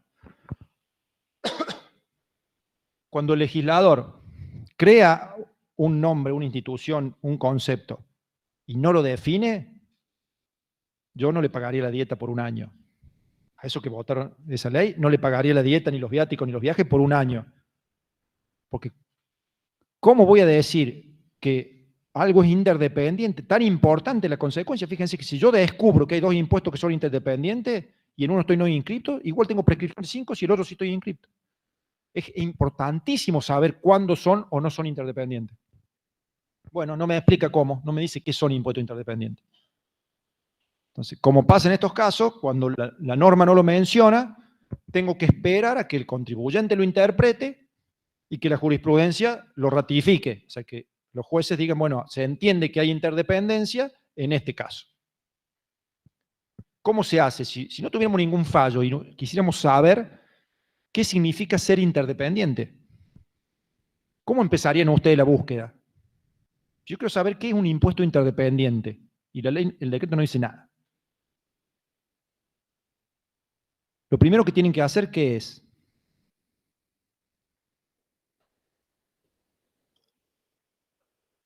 Yo lo primero que haría es buscar en la Real Academia Española qué significa interdependiente o interdependencia. Y eso es en los jueces. Los jueces buscan en la RAE. Cuando ustedes dicen la RAE, es la Real Academia Española, y ahí buscan el concepto, la definición. ¿Qué significa ser interdependiente? A veces no hay un solo concepto, a veces el diccionario tiene muchísimas definiciones de la misma palabra. Pero primero buscan qué significa la palabra común. O sea, aplicada a cualquier cosa, no a impuestos, sino en términos generales. Y después tienen que ustedes, con la definición de la palabra, hacer lo que decían por allá. Entrar a analizar cada impuesto y ver si están relacionados, vinculados, interdependientes. Parece que hace alusión a que dependen entre sí, o sea, uno depende del otro y este segundo del primero. Digamos, ¿alguno juega al pádel acá? Ahora está de moda. ¿Ninguno juega? Qué malos contadores y las contadoras. Yo lo conozco porque cuando yo tenía la edad de ustedes se jugaba, después se dejó de jugar y ahora de vuelta se juega. Entonces por eso sé que existe. Ahora ya no juego. ¿Ninguno juega? ¿Ninguno juega al tenis, al ping-pong? ¿A nada de eso? ¿Paleta en la playa? Tenis, bien. En el pádel o en el tenis, cuando se juega dobles, ¿saben cómo es doble? Doble juegan 2 contra 2. En vez de 1 contra 1, 2 contra 2. En el ping-pong se puede, en el pádel siempre es 2 contra 2. El que juega de un lado es interdependiente del que juega del otro, porque este no puede jugar si no está el otro, y el otro no puede jugar si no está este. O sea, dependen del otro para poder hacer lo suyo. Yo si juego al drive, que es de este lado, dependo del que juega al revés en el pádel, que juega al revés, que es de este lado. Y él depende de mí. Uno solo no puede jugar ningún partido. No te dejan, no se puede. No es que yo soy muy picante, me paro al medio y soy muy veloz y llego para acá, llego para allá. No, no se puede. Vieron que les bailo un poco también. Entonces, eso es interdependencia, que dependen entre sí. El A depende del B, pero el B también depende del A. Bueno, eso no nos ayuda en nada con los impuestos. Toda la metáfora del tenis no sirve para nada, solo para que entiendan el concepto. Por suerte tenemos un fallo, hay algunos, no uno solo, pero le subimos el más claro, el más contundente, que es el fallo Ciarandini de la Cámara. Del 2014 creo que. 13. Es un fallo del 2013 de la Cámara, se llama Ciarandini Fabio. Ese fallo dice, y hoy no voy a ahondar en los conceptos porque no me va a alcanzar la clase, pero dice que ganancias con bienes personales son interdependientes. Es buenísimo que lo lean, no es un fallo larguísimo, tiene 3 o 4 hojas. Es buenísimo que lo lean porque ahí están los por qué. ¿Sí? Entonces, lo más importante que dice el fallo es que son interdependientes porque viendo la estructura de uno, por ejemplo en ganancias, lo interesante del fallo, que ustedes saben que el Tribunal Fiscal, capaz que ya se lo hemos dicho, quizá no, en el Tribunal Fiscal cada sala tiene 2 jueces abogados, pero tiene un juez contador. Entonces hay alguien que entiende más los impuestos que el contador. En cambio en las cámaras, en la corte, o en los juzgados federales son todos abogados. Los jueces por definición son abogados, el Tribunal Fiscal no está en el Poder Judicial.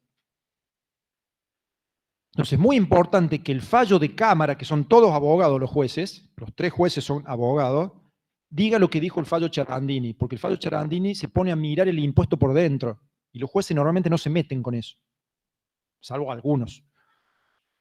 Entonces dice el fallo, si yo miro el IVA, pensemos en la ecuación básica. ¿Se acuerdan de la ecuación patrimonial básica del IVA, escúchame, de ganancias?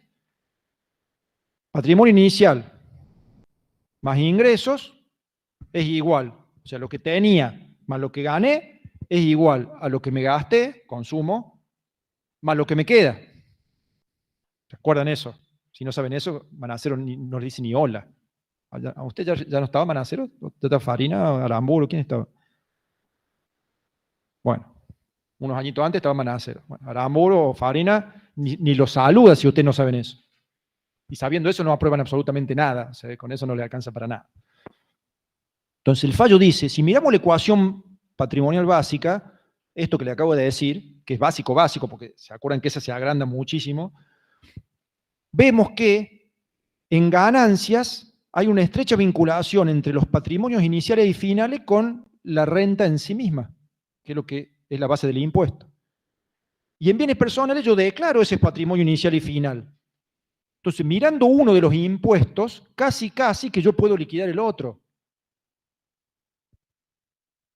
Y casi que sí. Si yo miro ganancias, los mismos bienes que están en ganancias, los valúo de distinto, los pongo en bienes personales y puedo liquidar bienes personales.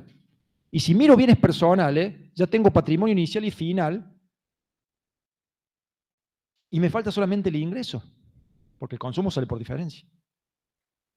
Entonces, casi que uno me está dando la mayoría de los elementos para calcular el otro. Porque tiene elementos, ganancias. En ganancias, los patrimonios iniciales y finales son fundamentales, y obviamente en bienes personales, esos patrimonios que estaban en ganancias, si agarro el final, el sobre el cual tengo que pagar, obviamente evaluado de otra forma. Entonces el fallo explica eso para concluir esto. Ganancias y bienes personales son interdependientes. Entonces, es importante que lo lean, es buenísimo que lo lean, por si algún día aparecen otros impuestos interdependientes. De los que están vigentes no hemos encontrado ninguno que se haya dicho que son interdependientes. Mira, tuvo ganancia mínima presunta, no había fallos, no se planteó, pero entendemos que sí, ganancia con mínima presunta sí eran interdependientes, pero nunca se planteó. Por lo menos no sabemos que se haya planteado. Pero como ya se derogó, de los que están hoy, solo ganancia con bienes personales. Hubo algunos intentos de fallos aislados entre ganancia e IVA, le dijeron que no. Entre IVA y interno le dijeron que no, y hace poco uno entre IVA y monotributo le dijeron que no. En ese tengo mis dudas porque estaba medio mal planteado. Pero por ahora, lo único interdependiente que tenemos jurisprudencia es bienes personales con ganancia.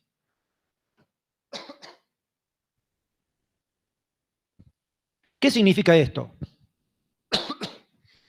Que yo cuando analizo tengo que verificar que no haya un impuesto interdependiente. Pues yo les digo, tengo un contribuyente inscrito en ganancia desde el año 2015, no inscrito en bienes personales. Quiero saber cuándo prescribe bienes personales, declaración jurada 2014 o 2016. Si ustedes me aplican, dice, no inscrito, dice la definición en bienes personales, sí, tiene 10. No, no tiene 10, tiene 5 porque si está inscrito en ganancia y son interdependientes. ¿Sí? Lo bueno es que le estamos dando un solo caso, o sea, es solo ganancia con bienes personales. Entonces, ¿cuándo se va a aplicar la interdependencia? Cuando esté inscrito en ganancia y bienes personales no, con bienes personales sí, en ganancia no. ¿Sí? Bien. Y la última cosa que vamos a ver sobre el 53, antes de pasar a cómo contamos la prescripción. El 53 habla de qué pasa. Porque si decimos que estar inscripto me da 5 años y estar no inscripto me da 10, ¿qué pasa cuando cambio de estado? ¿Sí? No es que estoy en Córdoba, estoy en Santa Fe, no. Sino cambio de estado de inscripto a no inscripto, o de no inscripto a inscripto. O sea, si estoy no inscripto y me inscribo, o si venía inscripto y me doy de baja y ya no estoy más inscrito en el impuesto. Entonces, cuando cambio de estado, de inscripto a no inscripto o viceversa, el 53 explica qué pasa. lo que no hace falta que me expliquen, así en conceptos generales y muchas definiciones, es que si estoy inscripto tengo prescripción de 5 y si me doy de baja, a partir de ahí empiezo a tener prescripción de 10. ¿Sí? Eso no hace falta que me lo expliquen. Estoy inscripto, tengo prescripción de 5, de repente cierro mi negocio o me doy de baja por otra causal, a partir de ese momento tengo prescripción de 10. Cuando digo a partir de ese momento o hasta ese momento, hablo de los impuestos, periodos fiscales anteriores a la baja o posteriores a la baja. ¿Sí? Eso es fácil. Y si estoy no inscripto, vengo con prescripción de 10 y me doy de alta, empiezo a tener prescripción de 5. ¿Sí? Acuérdense que ahí, si vengo no inscripto y me inscribo, tengo que verificar si esa alta fue espontánea o no. Porque si fue espontánea, para adelante tengo 5, para los periodos que vienen para adelante, los periodos fiscales que hay para adelante tengo 5, pero para los que hay para atrás también tengo 5, si el alta fue espontánea. Si el alta no fue espontánea, los viejos quedaron con prescripción de 10 y los periodos fiscales nuevos tienen prescripción de 5. Y no les dije, me estoy dando cuenta ahora, que ¿cuándo hay inscripción espontánea? Bueno,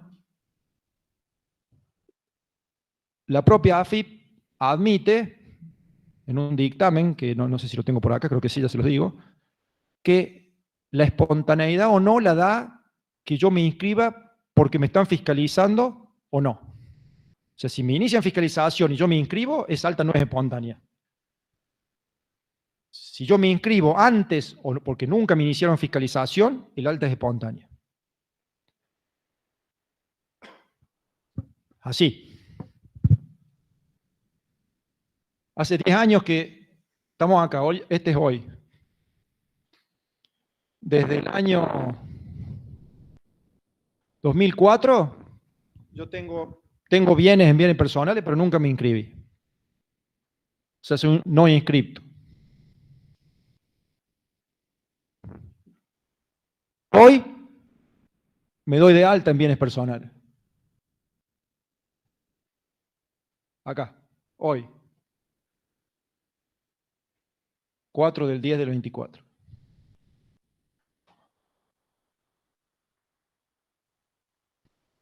Entonces, la regla es que todos los periodos fiscales anteriores a este tienen prescripción de 10. Todos los periodos fiscales posteriores a esto tienen prescripción de 5. ¿Sí? Bien, ahora, eso es si la inscripción que yo hago no es espontánea. ¿Sí? Si no es espontánea, es porque antes de este día, por acá, me inician fiscalización. ¿Se acuerdan cómo se inicia fiscalización? Por una OI, una orden de intervención. Entonces, si antes tengo una fiscalización y después me inscribo, esta inscripción no es espontánea. ¿Por qué? Porque me inscribí después de que me inician una fiscalización. AFIP me descubrió. ¿Cómo me descubrió? No sé, pero la prueba de que me descubrió es que me está fiscalizando. Y después de que me descubrió, me doy de alta. Esa inscripción no es espontánea. Como no es espontánea, se aplica el concepto general. Estos tienen 10 años, estos periodos fiscales anteriores tienen 10 años y estos posteriores tienen 5 años. Entonces, esta alta no es espontánea.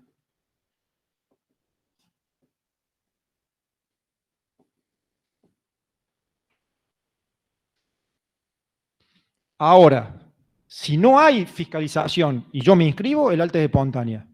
O si me inscribo y la fiscalización viene después, también el alta es espontánea. ¿Sí? Si el alta es espontánea, estos periodos fiscales tienen 5 años, pero estos también tienen 5.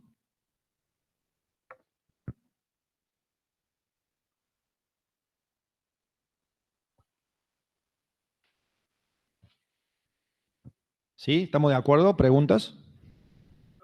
Sí.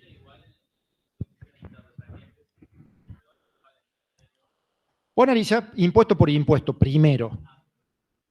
Una vez que vos descubras, supongamos que esto está pasando en ganancias. Primero establece qué pasa con ganancias. ¿Sí? Una vez que vos sepas qué pasó en ganancias, si querés saber qué pasa en bienes personales, es un espejo, porque son interdependientes.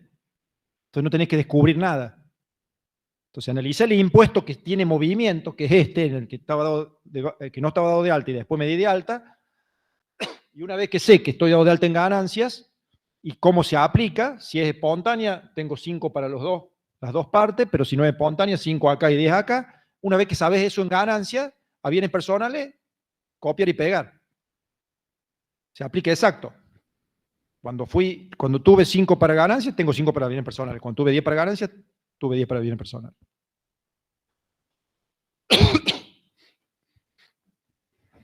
Bueno. Entonces, les decía, eso no es eso es uno de los casos del cambio de estado, pero el cambio de estado que quiero charlar es la baja, que es el otro. Entonces, yo vengo siendo inscripto, ¿sí? Supongamos en ganancias, todos estos años, inscripto, y hoy, 4 de octubre, me doy de baja. Cuando es así, no importa quién me da de baja, si me doy yo, me da la AFIP, si es espontáneo, no interesa nada. Me doy de baja, me doy de baja. Todos estos periodos anteriores a donde fui inscripto tengo prescripción de 5. Y los posteriores de la baja tengo prescripción de 10.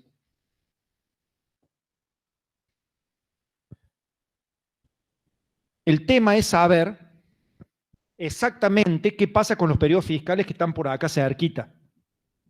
¿Sí? Fíjense que si yo me di de baja el 4 del 10 del 24, tengo el 2024 acá. Vamos a marcar con otro color.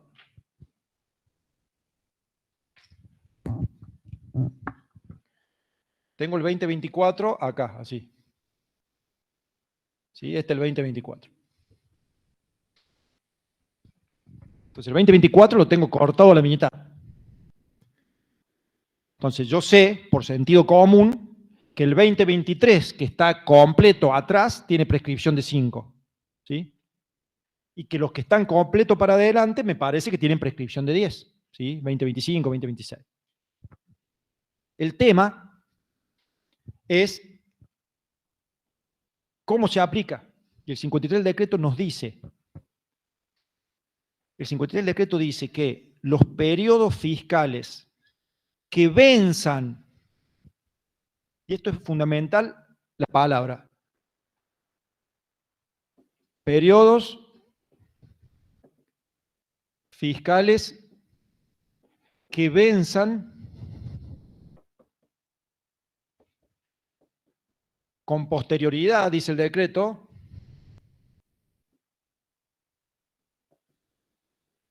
en prescripción de 10. O sea, soy no inscripto. Estamos hablando, cuando digo con posterioridad, a la baja.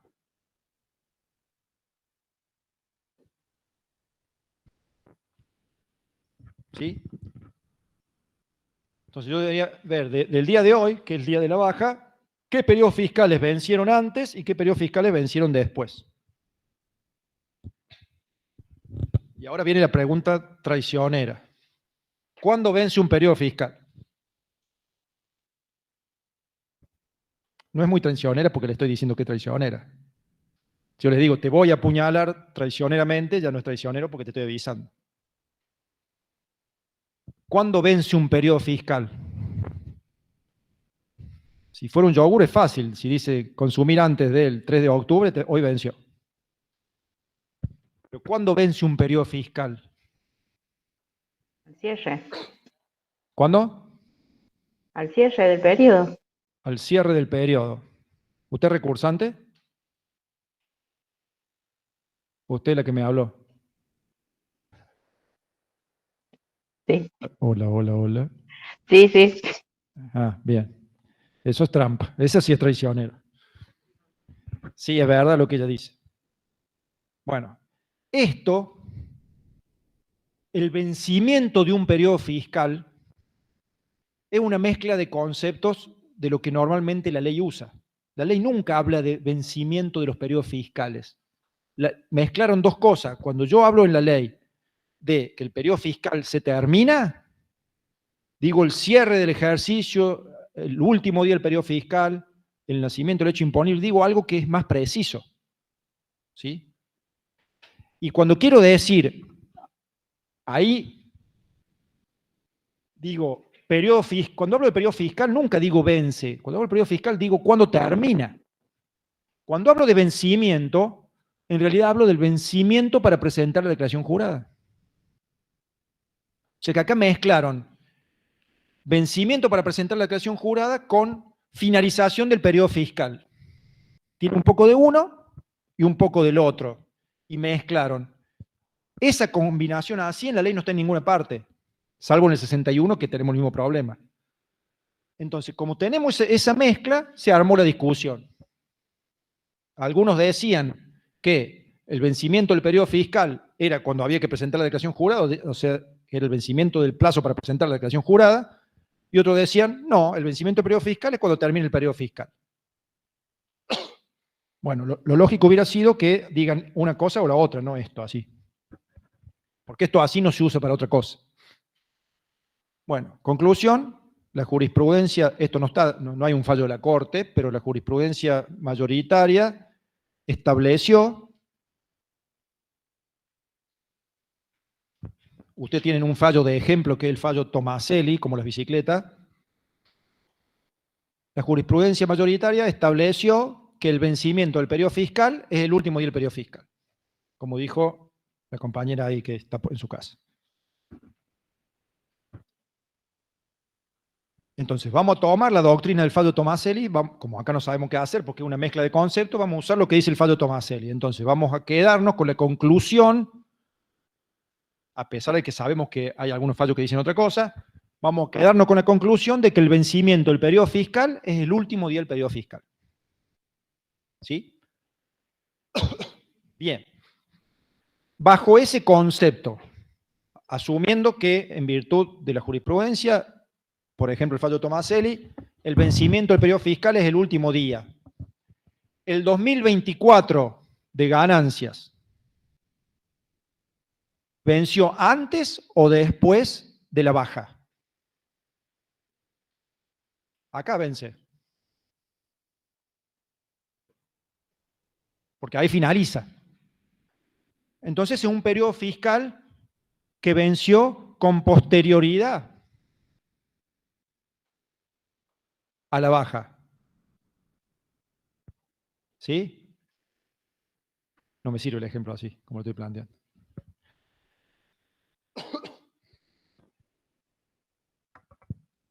Siempre me pasa esto. Y hay que remarla. Entonces, el 2024, ¿qué prescripción tiene? 10. ¿Sí? ¿O no? Como venció después de la baja, los periodos que vencen después, prescripción de 10. Los que vencen antes, prescripción de 5. Bueno, conceptualmente está bien, pero el ejemplo con las fechas no me salió como yo quería. Y esto me pasa, año de por medio me pasa. O sea, al año siguiente, ahora presto atención, me lo hago antes, lo pienso. Ese año me sale bien, me confío, este año viene así y me vuelve a pasar de vuelta. Y ha pasado muchas veces. Y debe ser que uso esta fecha, que siempre estamos por acá, es el problema. Vamos a hacer así. Para que el ejemplo sirva, se me está viniendo la respuesta, se me está viniendo la cabeza.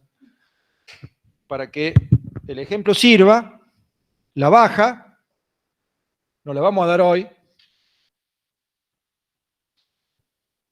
sino que la vamos a dar, sí, por acá. El día del cumpleaños de mi hija.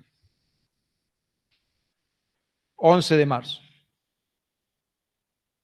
Vamos a reconstituir esta línea de tiempo. Entonces ahora, la baja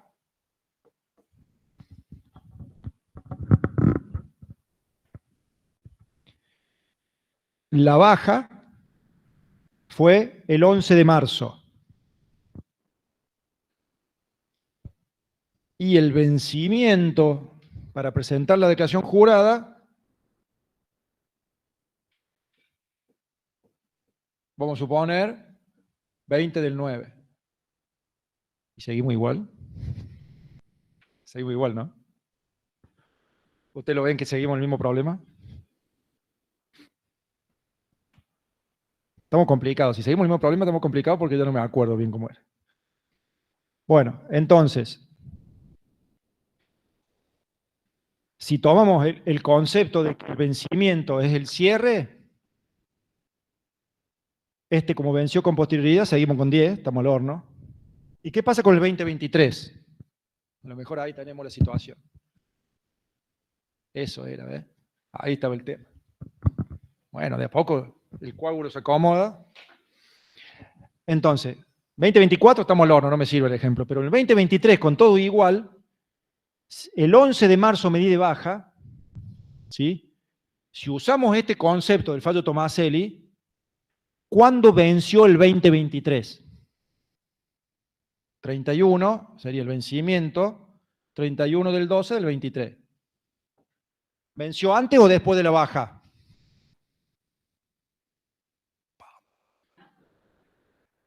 Antes.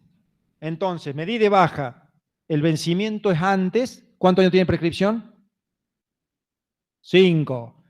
Pero si yo hubiera tomado el otro concepto en cual el vencimiento del periodo fiscal es el día que vence el plazo para presentar la declaración jurada, ¿la baja hubiera sido antes o después de eso? No. Antes. Sí, la baja es antes. Entonces, el vencimiento es posterior a la baja. Entonces, el periodo 2023 tendría prescripción de 10, porque es posterior. Venció el periodo fiscal con posterioridad a la baja. Entonces, si tomamos el concepto de que el vencimiento es cuando venció la DJ, tendríamos 10 años de prescripción. Si tomamos el concepto que es el cierre del periodo fiscal, tengo 5 años de prescripción. Yo sé que están confundidos. Imagínense si a mí se me armó, imagínense usted. Pero ahora que yo ya lo tengo claro, lo puedo explicar de 1000 formas. Entonces, esto sería explicarles qué pasa si tomo una postura o tomo la otra. ¿Se acuerdan que yo les dije dos posturas? El vencimiento es el último día del ejercicio fiscal, del periodo fiscal, o el vencimiento es cuando hay que presentar la DJ. Nos quedamos con esto. El periodo fiscal, el vencimiento del periodo fiscal es el último día del periodo fiscal. Nos vamos a quedar con esa es la que vamos a usar. Eso es muy importante, no se confundan. En virtud del fallo Tomaselli, vamos a quedarnos con la conclusión de que el vencimiento del periodo fiscal, a los fines de prescripción, es el último día del periodo fiscal. Punto. Eso no se discute. Pero eso, tomar esa postura, nos da una ventaja. Porque gracias a esa postura, en este ejemplo, el periodo 2023 estuvo antes de la baja, que fue el 11 de marzo del 24. Entonces, 2023 tiene prescripción de 5. Ahí terminaría. ¿Sí? 2023, que venció, o sea, tuvo su último día, el 31 del 12 del 23, eso pasó antes de la baja, y todo lo que hay antes de la baja tiene prescripción de 5. Entonces, 2023 tiene prescripción de 5 gracias a esa postura. Si hubiéramos tomado la otra postura, no la que estamos tomando, que decía que el vencimiento del periodo fiscal era cuando vence el plazo para presentar la declaración jurada de ese periodo fiscal, tomando la otra postura, como eso pasa el 20 del 9, la baja es anterior al vencimiento, entonces este periodo fiscal venció después de la baja, y si venció después de la baja, tiene prescripción de 10. Entonces, lo que quiero que vean con eso es que tomando la postura que tomamos, el 2023 tiene prescripción de 5, y si hubiéramos tomado la otra postura, el 2023 tendría prescripción de 10. Eso es lo que quiero que vean.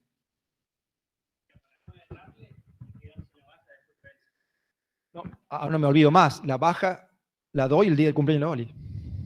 Claro, pero si yo quiero que en todos los casos tenga 5 para no errar y no entrar en discusión, espero que venza y me doy baja. Claro, pero hay veces que el negocio cierre es algo que vos no decidís. Pero si podés decidir, te tenés que dar de baja cuando las dos cosas ya pasaron. Cuando ya terminó y cuando ya venció para presentar la DJ. Y ahí no te cabe ninguna duda que el 2023 quedó con 5. Si yo me hubiera dado la baja hoy, por eso el ejemplo no me servía, ya, mire lo que mire, si miro esta o si miro esta, las dos están antes, con lo cual el 2023 siempre tenía prescripción de 5. Si me daba la baja hoy. Por eso se me armó con el ejemplo. Ahora ya me voy a acordar que lo tengo que hacer con el cumpleaños de la Oli, chao. La Oli es mi hija. ¿Lo entienden? Entonces, no se confundan. Eso es para ver las consecuencias de tomar una postura o la otra. No les vamos a hacer tomar postura. Ustedes tienen que tomar, Faldo Tomás, el vencimiento es el último día del periodo fiscal. Punto. Tienen que usar eso. Menos mal que tengo la clase práctica porque vamos a ver poquito de contar los plazos. ¿Qué hora es?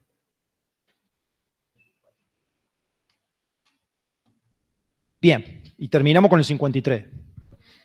Sí, haga.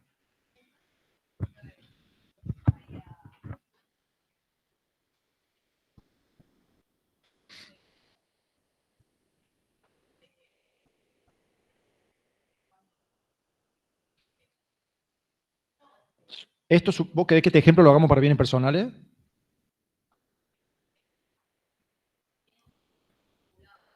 Sí, vencieron juntos este año, no vencieron separados. Vencen juntos. Y ganancia también generalmente vence a mitad de año. Lo que pasa es que este año, de junio, lo prorrogaron a agosto y de agosto lo prorrogaron a septiembre. Pero es verdad que siempre vencen el 20 y pico de junio. Pero siempre ganancias y bienes personales van de la mano. Vencen juntos. O sea que no tendríamos un problema ahí. Pero no importa eso. Yo sé a dónde va tu pregunta. Lo que ella piensa es decir, che, si llego a tener vencimientos distintos, puede ser que analizando este caso con ganancia, la solución sea distinta que con bienes personales. Vos pensás por la interdependencia. No importa eso. Para ver la interdependencia, analizo el impuesto en el que estoy inscripto. Porque en el que estoy inscripto, acá fui inscripto y acá dejo de serlo.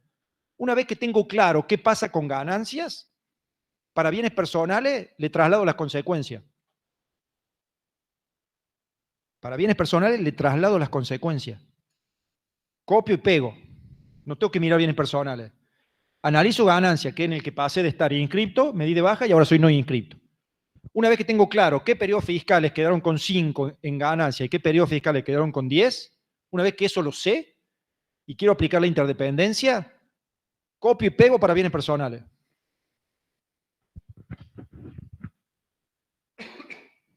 ¿Está bien? Bueno, lo que nos queda ver en esta media hora que falta es cómo contamos los plazos de la prescripción. Ya vimos cuándo es 10, cuándo es 5, ahora vamos a ver cómo se cuentan.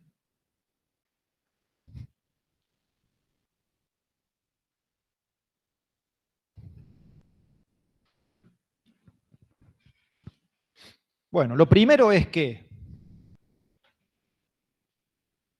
para los impuestos, cuando digo para los impuestos, hablo para cobrar el capital de los impuestos, la ley dice, este está medio pobre ya la fibra esta. La ley dice, vamos a poner un periodo fiscal cualquiera, supongamos 2020. Para poder hacer una cuenta de una prescripción, hay que hacer como les dije. Vamos a ver, ¿de quién es la prescripción? Guerrero. ¿Qué impuesto queremos analizar? Para no tener interdependencia, IVA. ¿Qué periodo fiscal quiero analizar? En IVA son mensuales. Elijan uno. Uno del 2020. Diciembre. ¿Cómo te gusta el bardo, no? ¿Quién dijo diciembre? ¿Quién dijo diciembre?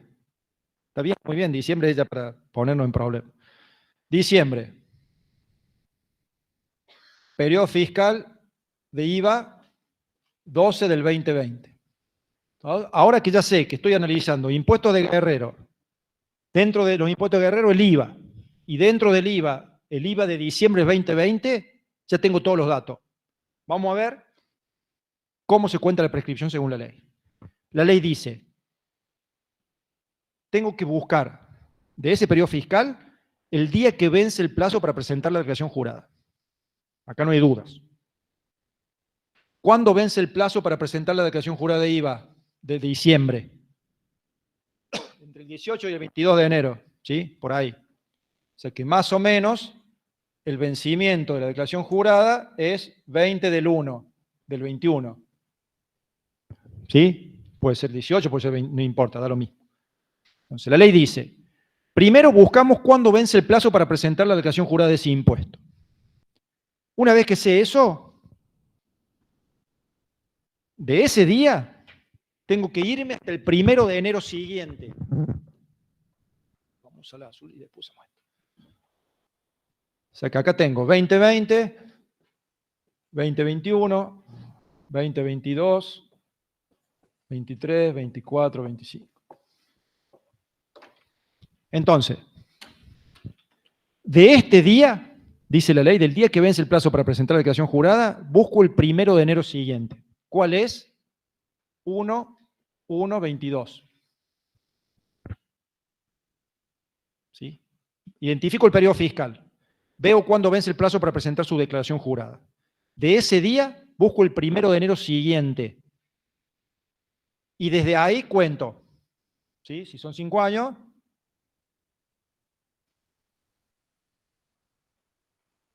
Vamos a hacer una trampa a esto.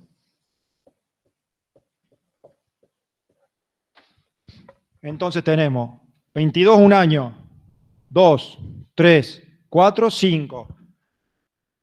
¿Cuándo prescribe? 1, 1,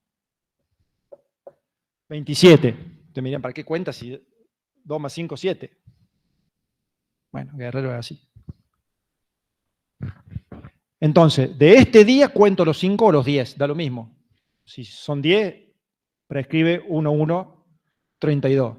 Si son 5, prescribe 1, 1, 27. A estos fines no importa si son 5 o son 10, la cuenta es igual. Así se cuenta. Ustedes fíjense que ya no son 5 así a simple vista. Porque el periodo fiscal 2020, tengo que esperarte el 2027 para que prescriba. ¿Sí? O sea que por la forma de contar se destinan los 5. Si hubiera sido el IVA de noviembre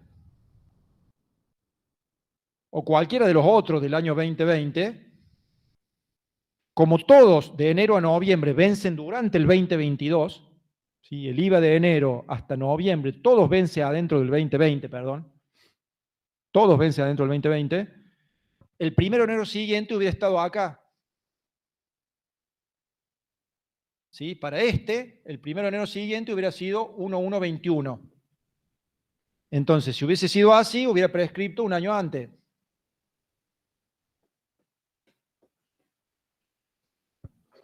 O sea que lo primero que se están dando cuenta es que en los impuestos mensuales, como el IVA, de enero a noviembre prescriben en un año y diciembre prescribe un año más adelante.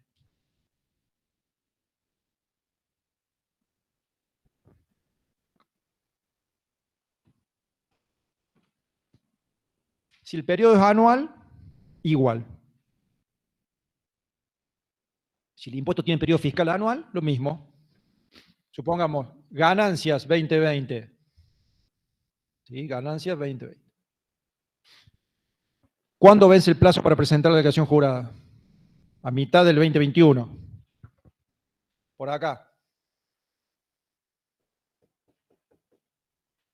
Vencimiento, declaración jurada. Entonces, como el vencimiento está acá, busco el 1 de enero siguiente y cuento. Entonces, para impuestos funciona así. Veo cuándo vence el plazo para presentar la DJ, busco el 1 de enero siguiente y ahí cuento 5 días.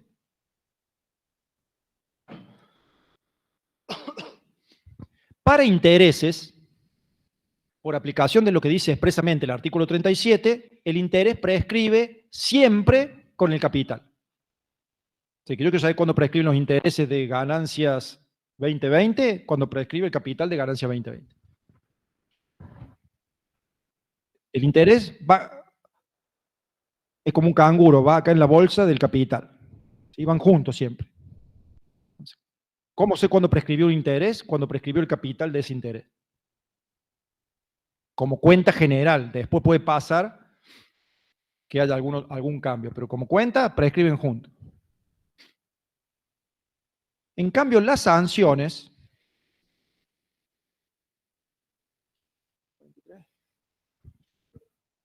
En cambio, en las sanciones,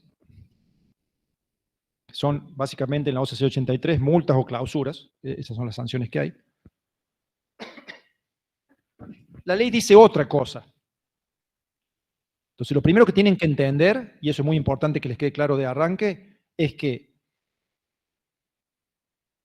el impuesto a las ganancias 2020, el capital e intereses tienen una prescripción. Pero si me van a aplicar una multa sobre ganancia 2020, es otra cuenta. No van juntas, nunca van juntas. La cuenta del impuesto va por un lado y la cuenta de la sanción va por otro lado. No tiene nada que ver una con otra. Son dos cuentas distintas. Por un lado va el impuesto, por otro lado va la sanción. Por más que sean las dos del mismo impuesto y del mismo periodo fiscal. Son dos cuentas. Si coinciden es casualidad. Son dos cuentas distintas. Puede pasar que todavía me puedan cobrar un impuesto y ya no me pueden sancionar, o puede pasar que todavía me puedan sancionar y ya no me pueden cobrar el impuesto. No importa. Lo importante es que entiendan que la cuenta del impuesto es una cuenta y la cuenta de la sanción es otra cuenta. No se mezclan. Por eso la ley establece una forma distinta de contar para las sanciones. Porque quiere que cada una tenga su prescripción.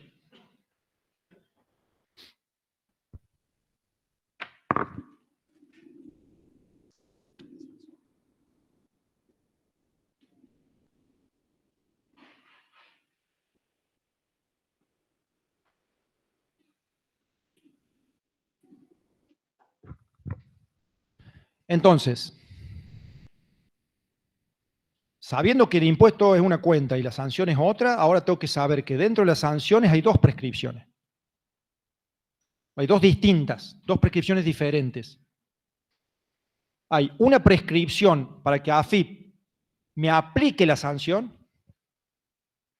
Hay una prescripción para que AFIP me aplique la sanción. ¿Qué significa? Que es el tiempo que la AFIP tiene para descubrir que yo cometí una infracción y aplicar la sanción. Para eso tiene un tiempo, una prescripción. Si son 5, 5, si son 10, son 10.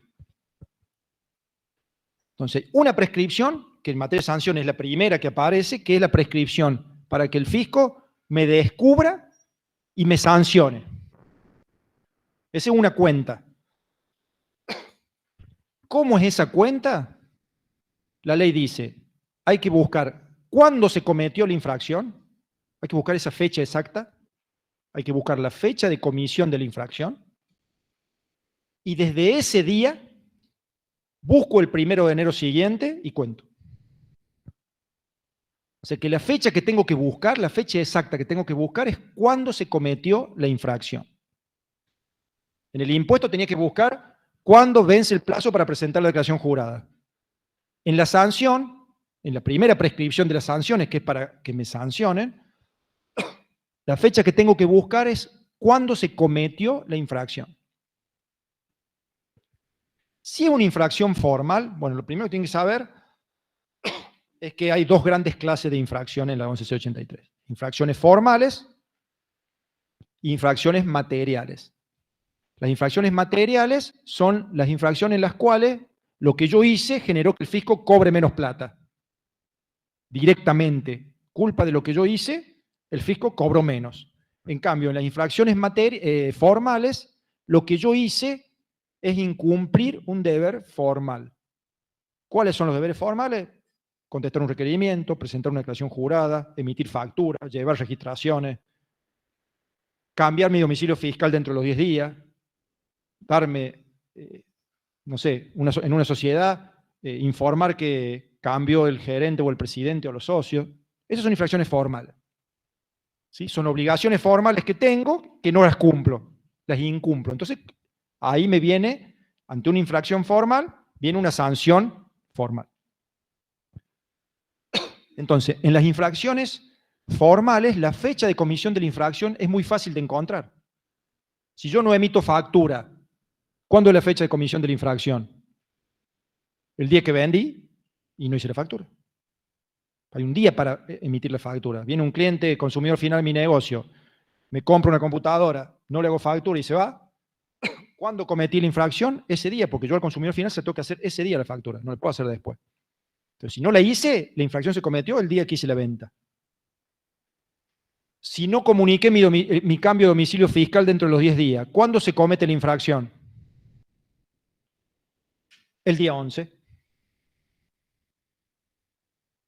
El día 11 se constata que yo cometí la infracción. ¿Por qué? Porque pasaron los 10 días que tenían que pasar y yo no avisé, no modifiqué mi domicilio fiscal. Si yo no contesté un requerimiento en una fiscalización, ¿cuándo se comete la infracción? Al día siguiente del plazo que tenía para contestar el requerimiento. Es fácil verlas. Ahora, las infracciones materiales es más complicado. ¿Sí? Les diría que no se los voy a explicar hoy. Quédense con que hay que encontrar la fecha de comisión de la infracción. ¿Sí? Si le preguntamos algo de esto, le vamos a decir la infracción se comete tal día, ustedes no tienen que saber cuándo se comete, le vamos a decir se cometió la infracción ese día. Más adelante, cuando veamos sanciones, cuando entiendan cuáles son las sanciones materiales, les vamos a poder explicar cuándo se cometen. Es como que yo les quiero explicar cómo funciona el motor de un avión y usted no sabe lo que es un avión. No puedo. ¿Sí? Me meto en un lío bárbaro si intento. Entonces, no les voy a decir cuándo se cometen las infracciones materiales porque hay muchas variantes. Entonces, la prescripción se cuenta para infracciones, la primera prescripción, el día que cometo la infracción, busco el 1 de enero siguiente y cuento el plazo, 5 o 10.